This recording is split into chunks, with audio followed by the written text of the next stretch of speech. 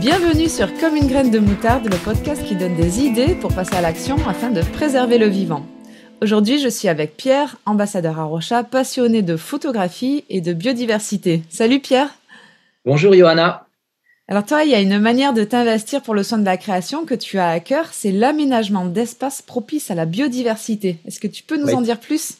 Oui, alors il se trouve que dans la paroisse où je suis membre, nous avons plusieurs espaces qui sont aujourd'hui non pas laissés en friche, mais qui sont laissés un peu, on va dire, de côté.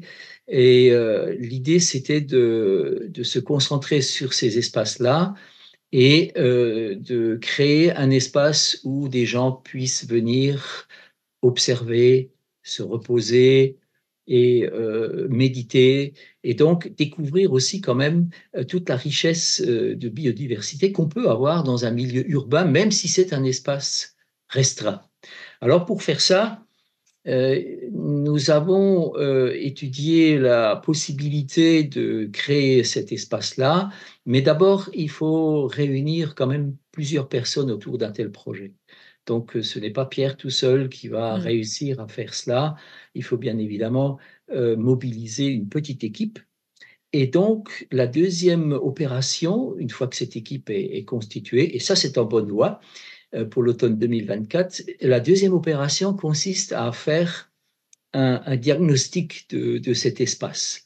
Alors, c'était un espace qui s'étend sur plus de 20 arts, avec des grands arbres, avec quelques petites haies, mais pour le moment, il y a aussi un grand pré, et ce pré, il est fauché systématiquement par une entreprise, d'ailleurs qu'on veut contacter pour voir avec elle comment on peut traiter le sujet, pour ne pas tout faucher tout le temps, et donc faire un peu un diagnostic de cet espace.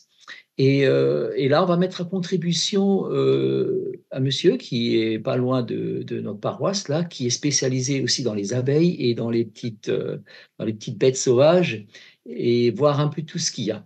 Et donc, à partir du moment où ce diagnostic est fait, l'étape suivante consistera à faire un plan et ensuite essayer de trouver les financements pour quelques petits aménagements, même si c'est pas trop cher. Mais et la troisième étape, c'est de faire collaborer des amis d'une association qui s'appelle Fruits Fleurs et qui sont spécialisés dans les arbres fruitiers. Et donc l'idée, c'est aussi de planter des arbres fruitiers dans cet espace-là et ensuite de faire cohabiter un peu tout ce beau monde en créant aussi des carrés de fleurs. Et à partir de ce moment-là, ce projet, il sera soumis au conseil d'administration qui gère cet espace. Et dès lors que tout le monde donnera son accord, eh bien, on se mettra en route à partir d'automne 2024. Super beau projet. Et alors, quel lien tu fais entre ce projet et ta foi chrétienne ? Alors moi, j'ai grandi dans un petit village au fin fond de l'Alsace et j'ai toujours été très, très en contact avec la nature, malgré ma profession en tant qu'ingénieur électronique qui m'a un peu dévié de tous ces beaux projets nature. Mais maintenant que j'ai un peu plus de disponibilité, je suis vraiment encouragé par ce qui se passe quand on fait des petits projets autour de nous, et surtout par la jeunesse, à commencer par nos petits-enfants, qui s'intéressent à la nature. Et donc, c'est un vecteur aussi qui nous permet de transmettre notre foi, la foi en la création, la foi en Dieu. Alors, la nature, pour moi, c'est tout l'émerveillement, c'est toute la découverte de toutes ces richesses. Et je pense que aujourd'hui, si on a un peu de mal par rapport à tout ce qui se passe au niveau de la nature, des catastrophes naturelles, et si on a un peu de mal à se poser des bonnes questions, c'est intéressant de créer des espaces, de créer des événements justement autour de cette biodiversité qui nous montre quand même qu'il y a autour de nous, au-dessus de nous, un Dieu qui gère tout ça. Et l'idée, c'est de, de témoigner de cette foi et de faire confiance parce que Dieu, il gérera les événements comme bon lui semble, mais c'est à nous aussi de nous investir et donc de témoigner de ce qu'on peut faire autour de nous. Super. Alors, on est sur le podcast Comme une graine de moutarde, et la moutarde, ça ne laisse pas indifférent. Est-ce qu'il y a des choses dans ton action qui te font éternuer, qui piquent un peu trop fort, ou alors tout simplement qui donnent assez de goût?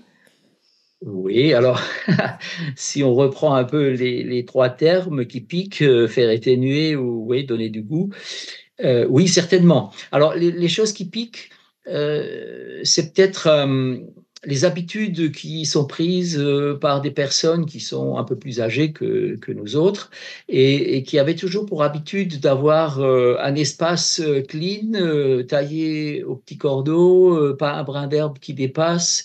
Donc voilà, là, il va falloir, convaincre et vaincre un peu des vieilles habitudes pour dire: «Écoutez, on va non pas faire, une friche industrielle ou une friche, quelconque, où plus personne ne saura se déplacer, mais on va essayer de réfléchir, à ce qu'on peut faire tout en laissant la nature évoluer». Mmh. Alors on va le faire par petits bouts et je pense que, ça va être quelque chose où peut-être que tout le monde ne sera pas forcément d'accord d'entrée de jeu, mais j'ai confiance.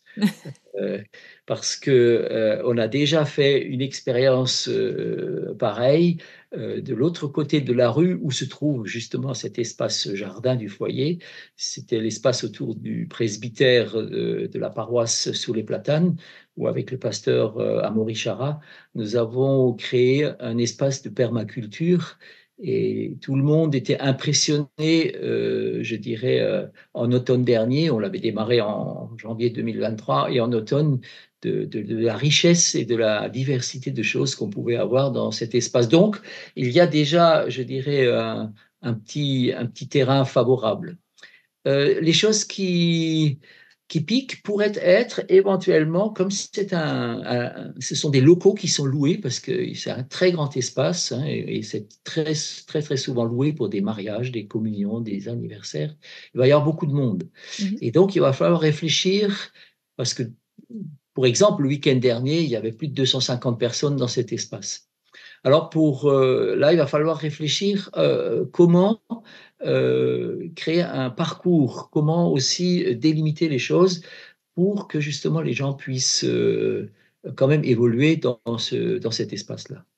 Et les choses, je dirais, qui vont être réjouissantes, c'est que on va créer des endroits avec, aménagement de vieux troncs d'arbres, aménagement de rocailles où les gens pourront s'asseoir et pourront, observer, prendre des photos parce qu'il y a pas mal, de gens qui font quand même de la photo et puis, avec des petits panneaux explicatifs, ils pourront identifier les espèces, identifier, les abeilles qui vont voler et donc ça va aussi être quelque part quelque chose qui va réjouir le cœur.